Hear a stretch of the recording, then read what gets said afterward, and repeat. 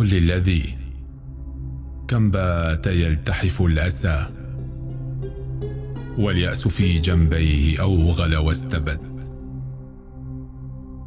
قلق الفؤاد من الحياة وضيقها، يمضي مع الأيام يفتقد السند. والله لن تبقى وحيدا، إن من سواك باق حين لا يبقى أحد.